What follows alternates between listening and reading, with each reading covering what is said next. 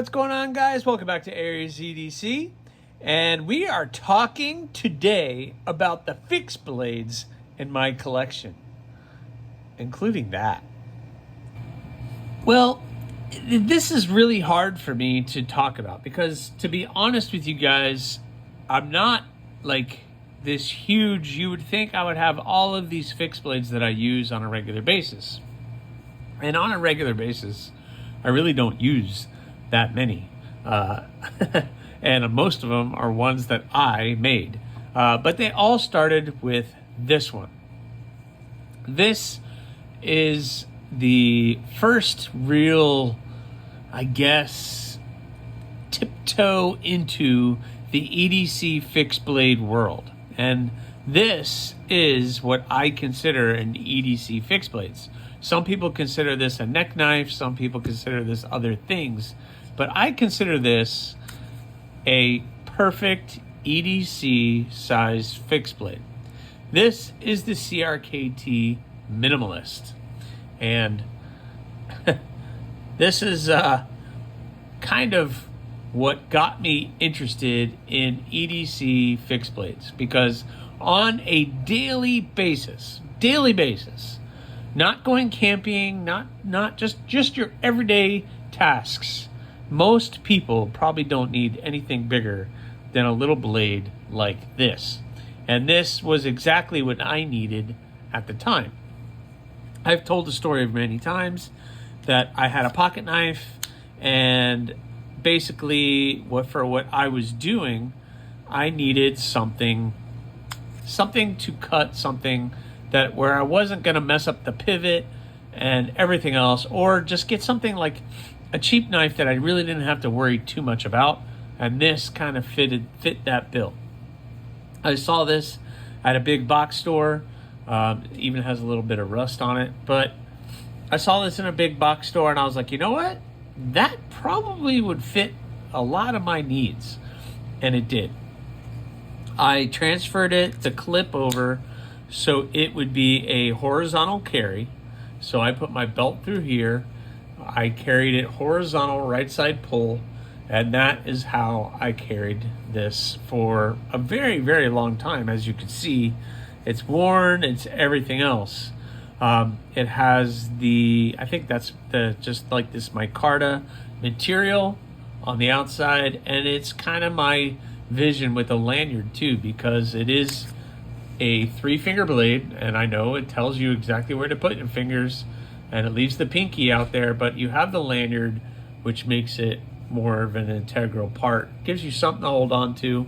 And this kind of gave me the idea for the lanyard on the knives that I make, which we're going to be talking about. But, you know, it gives you a place to put your pinky, and for this blade, you're not doing any major cutting or anything, so it actually works out really, really well. But the CRKT Minimalist was my gateway into fixed blades. Now, I will say this. There's a lot of fixed blades, or there's a handful of fixed blades in my collection that I do not carry, that I have never carried. They were gifted to me, and I treasure them as gifts. But I would never carry them, and, you know, I'll explain why. But, you know, there's a couple fixed blades I have in the collection I purchased for my own. Well, there's one that I purchased for my own enjoyment. There's one I purchased to be an everyday carry, and it's so nice I'm afraid to carry it. And then there's others that were gifted to me that I just would never carry something, and you're going to see kind of why. So let's talk about those. So we're going to talk about these two fixed blades that were gifted to me. This first one was gifted to me by my daughter. She was, I don't even remember where she was. Actually, I do, but it's not really important to the story. But she was someplace on vacation, and she saw this knife, and she thought of me. It has this really upswept kind of Persian bowie kind of look to it. And the person who she was with was like, oh, I hand make the handles, everything else. And so she thought of me, didn't think I had something like this, and she thought that I would like it. Basically, this is a Ridge Runner. It says Ridge Runner on the blade, stainless from China blade. You know, handcrafted in China. I don't know if he got the blank and then he did the handle himself. Possible, very, very possible, but it's a cool knife. And my daughter got it for me, so this is going to stay in the collection. And I keep it on display here in the room, but it's really not something I would ever carry. It came with a cloth sheath that is a dangle carry or a vertical carry sheath. And, you know, I guess it serves its purpose, but I would never carry this. It's a little bit big. It's a very, very, very cool blade shape, but I don't know, puncturing into a package, you're like all the way up here trying to get into a package, but it's a cool looking blade. I'll give her that. And it's something that I treasure because my daughter got for me. It's a hollow ground blade, which is interesting, all the way up to here. No sharpening choil. It's fairly sharp. I'm sure I could sharpen it, but like I said, I don't plan on ever really carrying this thing, but it's kind of cool. The handle came like that. I've never dropped it or anything. It's cracked. They tried to fill it with glue. But overall, it's a really cool knife. And it's from my daughter, which I very much cherish. The other one here on the table, this big old Bowie style type blade with my initials on it, was something that my stepdaughter and her boyfriend at the time had saw and got it personally engraved for me. And if you know me, I like nice small knives, and this thing is a beast. Again, it comes with a sheath and everything else, but it's definitely not anything I don't think I would ever carry. Even if I went camping or did something like that, I'd probably end up carrying one of my knives more so than trying to put this big old beast in anything. But it's really cool. I like they have the two lines right here that reduce some of the weight. A hollow grind, the swedge up here at the top. Yep, it is, you know, a stainless from China blade, but really, really neat and really comfortable in the hand, actually. Got the big lanyard hole, some kind of wood on it. I don't even know. But not sure what happened right there with the pin, and probably got, I don't know what happened to that pin. Maybe it got, they probably didn't glue it or anything because there's some gapping in here, and they just kind of peened the pins, and that's kind of probably what it ended up looking like. But, you know, it's cool. I'll give them that. It's a really cool. So these are two that I got as gifts, but really probably would never end up carrying. All right, next up is one from Templar's Choice. They are a really cool maker out of St. Augustine, Florida, and they are making some really cool knives. There's some other people in the community that have several of their blades, and I just happened to be at a craft show. The wife and I love to kind of go and hang out at these shows, and there was a knife guy there, and he had several of these knives on his table, and it was really, really cool. So they make all these Damascus blades, this really cool Damalux or kind of wooden layered handle. And I say Damalux because I've worked with something similar, and I think that's kind of the same material that they use, the nice pins in it, that nice ladder pattern Damascus, or at least that's what I would call a ladder pattern Damascus. And really, really cool blade. You get that nice thin handle, you get nice 4 fingers, but the blade itself isn't really that big. You have the jimping back here, and you have all the file work right back here on the spine. Really, really nice blade, really put together well, and they do some really, really cool stuff. But I picked this up, and at the time I thought it was really cool. They were just coming out, and he gave me a pretty good deal on this. I won't say how much I bought it for. It came with this nice sheath. They do a good job on the sheath. They got their little stamp on there. They have the belt loop back here. So you carry it on the belt, vertical carry, which is really not my preferred method of carry. But I keep it on display here in this room. Maybe you guys have seen it on other videos, just kind of hanging out. But really, really cool blade. Really, really nice. And I just have it as part of the collection, but it's really not a user. But please check out Templar's Choice. There's their website.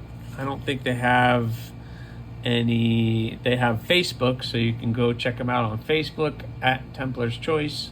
But that's all that I have on them right now. So they're doing pretty cool stuff. So definitely you got to check them out. Next up is one that's kind of pretty important now that I really think about it. So at the time that I purchased this, or I met the person that built this for me, this is a custom blade made by Jim Honey, an excellent knife maker here in Florida. There's his information. He's actually on Instagram as well, but he doesn't really share a lot of stuff on Instagram. But there's his website. You guys please go check out his website. He makes some really awesome knives. He's a part-time maker, stock removal knife maker, but he does some really awesome stuff. I was at a show and I met him and I saw his table and I saw some of the stuff that he had on a table. And he had this model, which he calls the Shriek, on the table, but it was in Damascus, and it had mammoth ivory on it, and it had all this intricate file work on it, and it was beautiful. And he was asking more than what I was willing to pay for it at the time. So I took down his information, and I reached out afterwards to see if he could make me that knife. Because at the time, I was being taken because I shared the story on the Obsession and getting the Obsession made.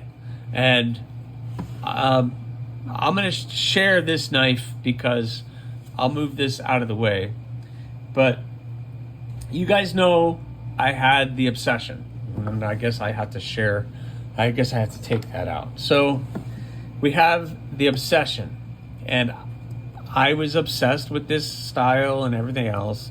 I've shared the story many times. I would walk around the house with this wooden blank, and my wife was like, you should get that made. And then the guy, I found somebody to make it. He agreed to make it. I sent him this blank so that he could make the knife roughly on my drawings and my model here.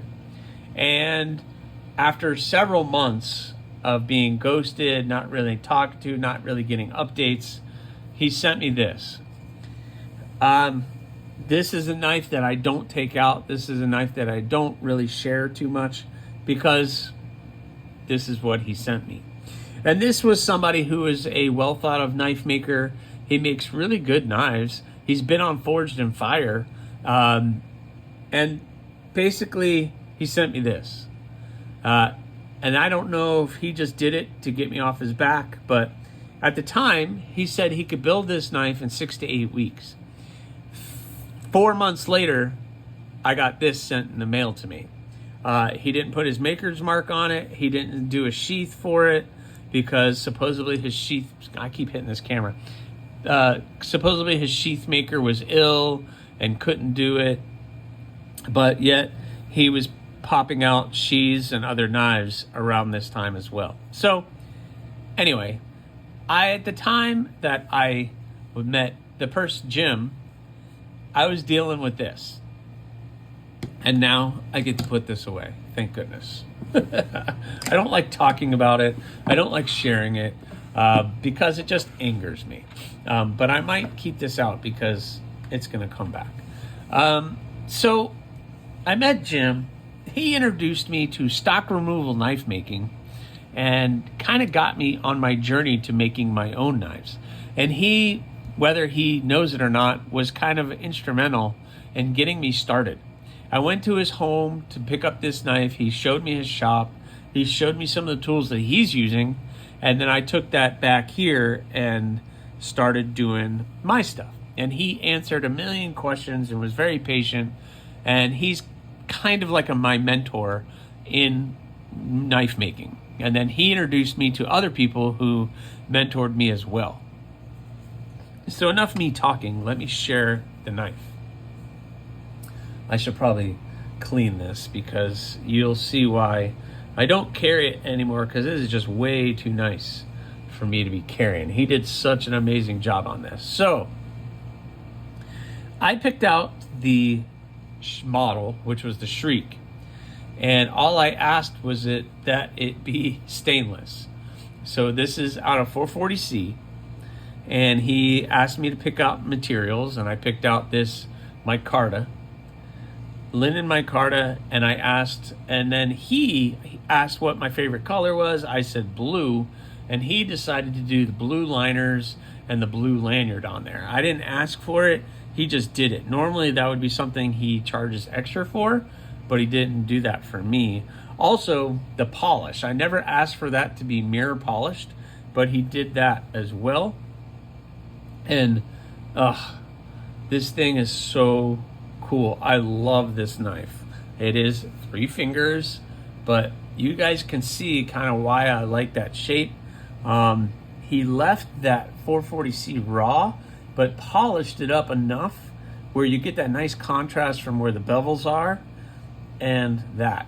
He even rounded the spine, which I never asked him to do. He just did it, and gotta tell you, I love it because I love a rounded spine. Plus, he hand did all that jimping. He hand did everything on this knife. It's absolutely beautiful. He added this stainless steel bead on it, and he just did an amazing job, knocked it out of the park, and he just did really, really good. But I love this knife so much, I keep this on my bedstand and I don't really carry it a whole lot. He did a Kydex loop on it to make a belt loop, but it was a little cumbersome, so I had taken that off, drilled out this hole, and I put one of my rubber straps on it, and I carried it a little bit with the rubber straps. But one day what I'm going to do is make a taco style sheath for it, just to cut down on this size right here. Just cut it down, and to make, I really probably should start carrying this thing a little bit more, even though not for work, but maybe just kind of going out and stuff. It was a very thick blade stock. That's like almost 1/4 inch thick blade stock, and he just did a really, really good job on this blade. I'm really happy with it, and after having a really bad experience with a custom knife maker doing my obsession, it was very nice to get somebody to do something for me that was along the lines that I was looking for. And he taught me a whole heck of a lot about my craft and about this hobby that I was about to dive into. So this is the Jim Honey Shriek. He has 2 different kinds of Shrieks. They're shaped a little bit different, but I really liked this one, and I'm so happy that I have this knife, and I'm so happy I can represent him as a maker. He doesn't put out a lot of stuff, but what he does do is really well made, and he's actually into folders and stuff now too. He's putting out folders, and I need to talk to him because I might be interested in learning seeing what I could do to maybe make my own folder, but I don't know. That's a lot to ask, and you guys are really good about wanting my fixed blades. So anyway, again, Jim Honey Shriek, one of my custom fixed blades from another maker that I really, really enjoy. So that brings me to my journey. So basically, those are all the fixed blades that I have that aren't mine. So all the rest of them are gonna be ones that I made, and these were either made specifically for me, or they were very early blades that I decided to keep, or something was wrong with them and I didn't like them and I ended up keeping them. So I already shared with you guys this knife, which I can't believe I'm still got it here and I'm still talking about it, because it started off as this, and then he sent me this, and I'm not going to say who this maker was. Really thin blade stock. It's almost too thin. It would be great like paring knife thinness, and just big chunky handle that looks really not a whole lot like, I guess somewhat, but it's something about it it's just chunky and it doesn't have that language. But then I made my first knife, and this is the first obsession, the first AriesEDC knife that I ever made. I was so new at this, I did the Kydex sheath backwards. But we won't talk about that. But that is the obsession. So you have my wooden blank against my obsession versus my wooden blank versus that thing. So can I take this away now? I need to put this away. That is going in the drawer. I don't want to see it ever again. Okay. So, my first knife I ever made was this. This is the first obsession, the first AriesEDC blade. It's very rough, but it was bringing my obsession to life. It's 440C steel, very thick steel. I've used 3/16 stock. Again, I used micarta. I used a blue liner. I rounded the spine off. I did a small lanyard with this bead that has the Aries symbol on it. And this knife was my first one, and I carried this a lot, used it for work, and now it just kind of sits on the shelf because, but I keep it because I look back at this and I say where I've been, where I'm going. And it's always good to look back and be like, you know what? I started here, and now look where I am now in my making. So this is the very first blade that I ever made, the first obsession, and that started a whole other world of things to do. So in the middle of doing all of that, I started doing more designs. And I started designing more knives or little fixed blades based off of some production stuff, some based off of things that I really liked in the production world, and trying to figure out how I could bring some of these designs into the fixed blade world. And then I came up with like 3 or 4 different models, started playing with it, and I came up with some other blades. And the next one that I made, they're not my collection, but I made my wife's pedal and my daughter's pedal, my stepdaughter. But then I made this, and this is the very first column. So not the naked column, but the very first column that I ever made. I recently switched up the design on the column of the handle a little bit, but this is the very first column. And this is what it looks like. Now, people ask when they see the column why I put the hole in the blade. And this is why, because that area up here I don't know, it seems a little weird here. I had this other column that I made that I keep in the collection, and that's more of what the blade looks like now. So you could kind of see the difference. And the hole just kind of makes sense. Let me mess with the lights a little bit so that, but you can kind of see how the hole in the blade makes that look a little bit different. I'm getting the light show going on again. Yeah, we're just gonna be full light, I guess. But so I made this. This again, 440C. It was the same bar of steel that I used for my obsession, and I did it for the column. Obviously, I was still getting used to grinding. I was still very uneven grinds, very deep grinds. I wasn't doing hand sanding. I was barely doing a choil. I was having issues with the plunge grind. It's very, very rough, but functional as a knife. I mean, was sharp, and I did use it for a lot of period of time. It's a little chunky in the hand, but it works. This was like my second or third knife I had ever made, and the column, and I keep it here just because I would never sell that thing. That thing stays here and stays in my collection, and I keep it on display here in my room. The sheath, again, is very rough, but it holds it in fairly well, and I'm pretty satisfied with it. But this is still early on in my making. Then I made several other knives, several other things, and I made this column very early, and I just wasn't happy with the way that it came out and wasn't comfortable selling it. It has a lot of blemishes on it, and again, I was still kind of learning my craft and everything else, so I just kind of keep it here on a shelf in display. It has this nice burlap micarta with a blue liner.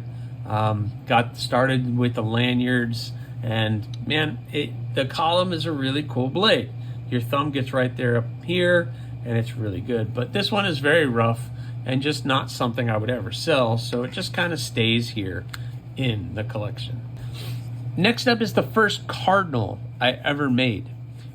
So this thing has stayed in the collection for a little while, and I've played with this thing a lot.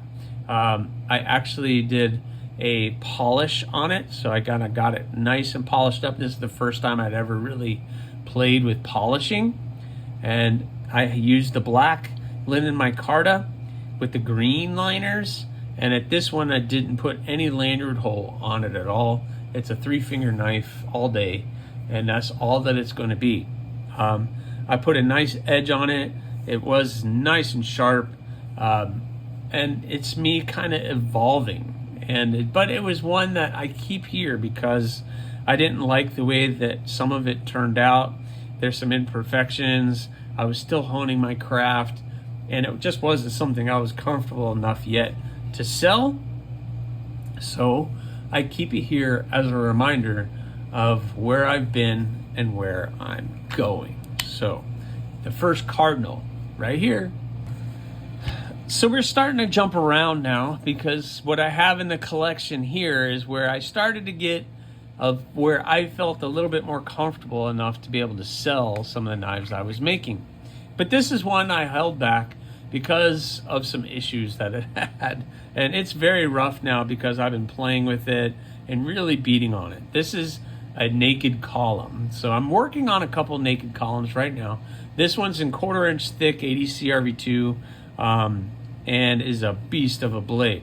I thought at one point that all my skeleton eyes needed to be that thick because it gives you something in the hand to hold on to, which is true. It does give you something to hold on to, but it makes the cutting angles very obtuse.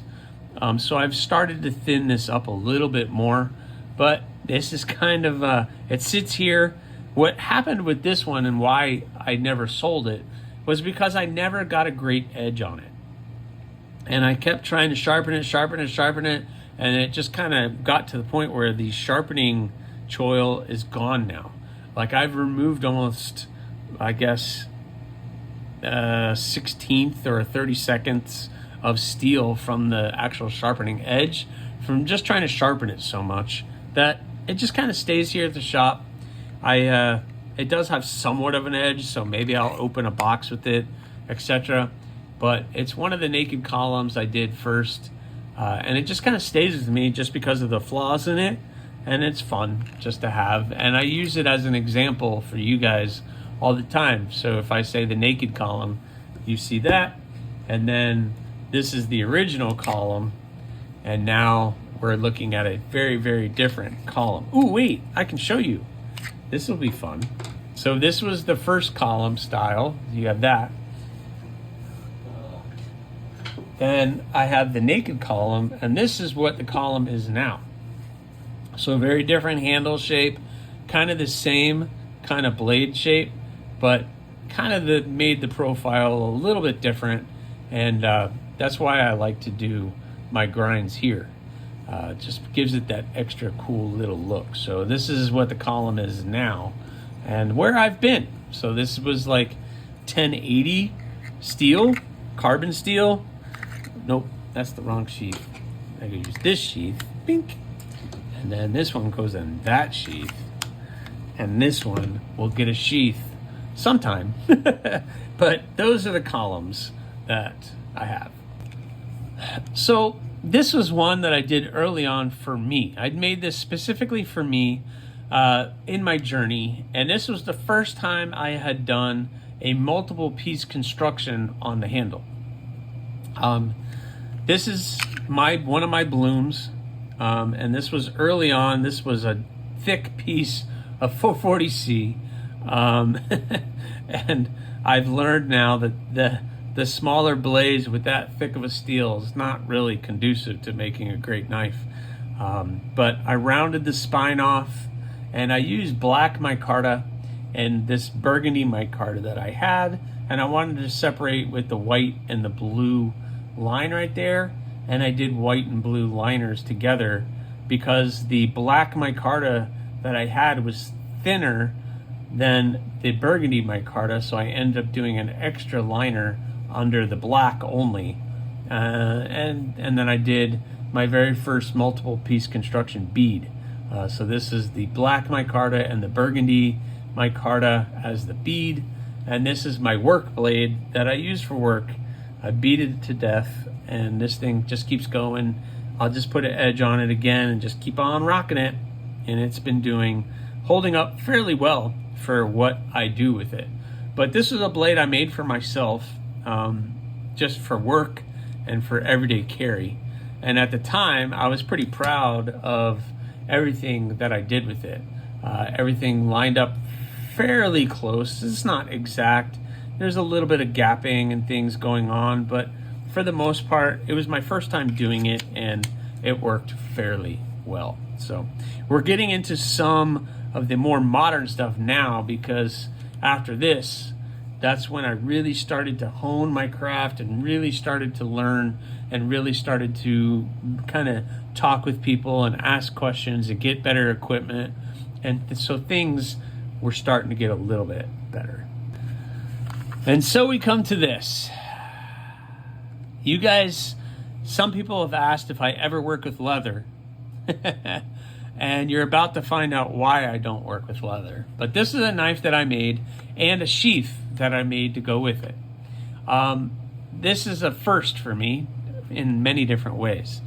Number one, it's the first leather sheath that I made, and it's a nice leather sheath that has good retention. It's a belt carry, vertical, and the blade fits in there very, very well. And this blade is another multiple piece construction in many ways, and it's also my very first knife that I made out of Damascus. So this is my very first Damascus blade, and I decided to do a pistol in Damascus. And so I have this nice Alabama Damascus that I purchased at a show, and it turned out really, really well. I really like the finish that I got on the blade.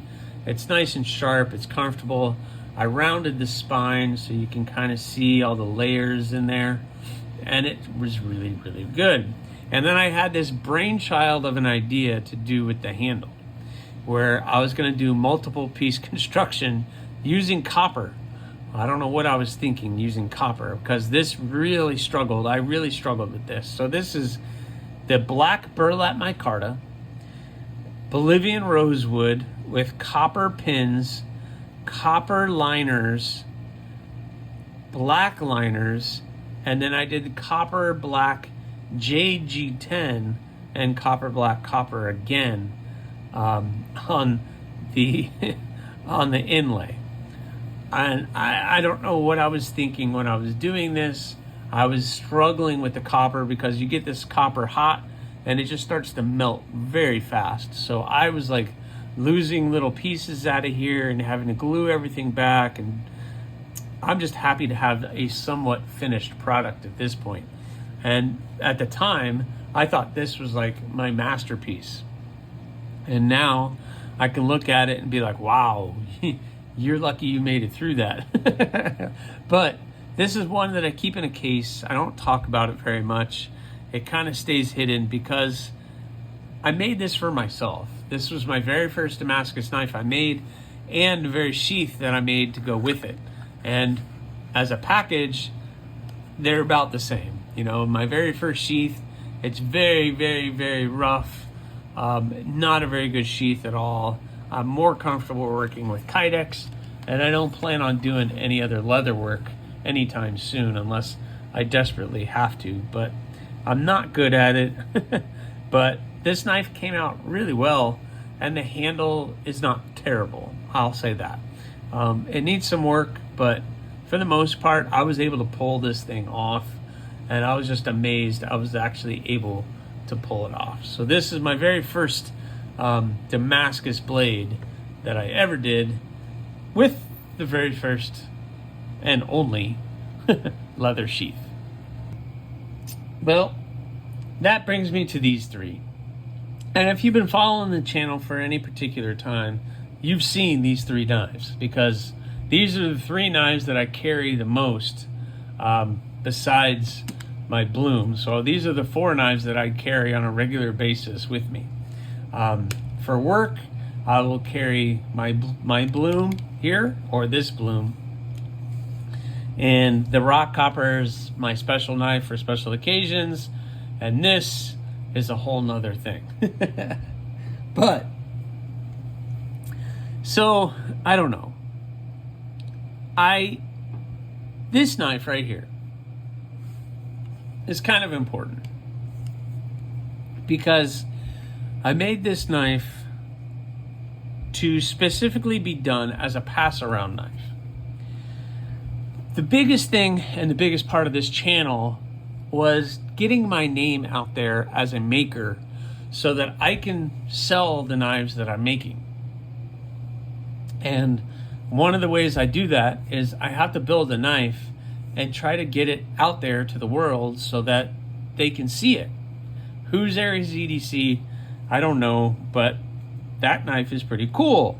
Maybe I need to check him out. And that's kind of what this brainchild was I needed to make a knife that kind of represented me as a maker and the things that I'm doing, and to be able to offer it to pass around to other content creators. So I built this, and this, if you guys don't know, is the pass around Bloom.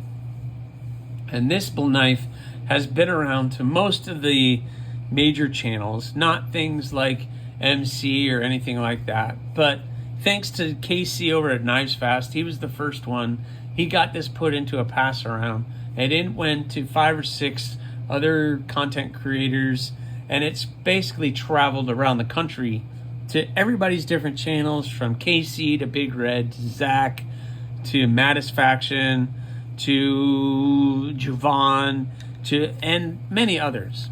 Miguel EDC. There's just been so many people who've gotten a chance to have this knife in their hand. And the Bloom is a knife that represents me. I think I see this as the perfect size, perfect shape EDC blade. You need to open a box, it's perfect. You need to cut some rope, it's excellent. It has that nice puncturing tip to get into things. If you need a nice belly to do something, it does have a little bit of a belly to get in there, and it's just excellent. And it's just something that I did for the pass around. So this knife has been all over, been well worn, been put in and out of this sheath to the point where somebody was just fidgeting with it over and over and over again. I caught them on a live doing it. And it's just a fun blade. And this is something that I keep for me from now on, because it kind of represents who I am as a maker at that time and where I might be going. So this is an excellent blade, and I use this thing, and this thing has never let me down, and it's everything that I want it to be. It has, this is AEB-L, that's acid etched and tumbled.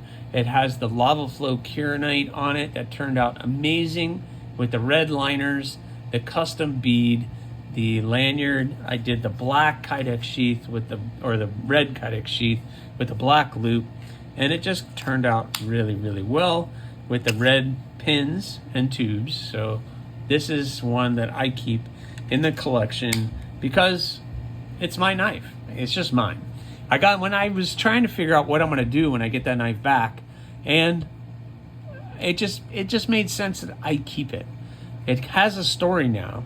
It's been around to so many different channels and been handled by so many people. It kind of has its own story. And now it's my story. So I'm going to keep it with me. Next up is this. This was a knife that I built for me.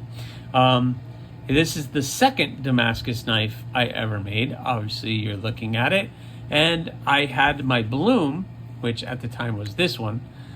I needed a rock hopper. The rock hopper is my second favorite design behind the bloom, and I decided to make my own rock hopper.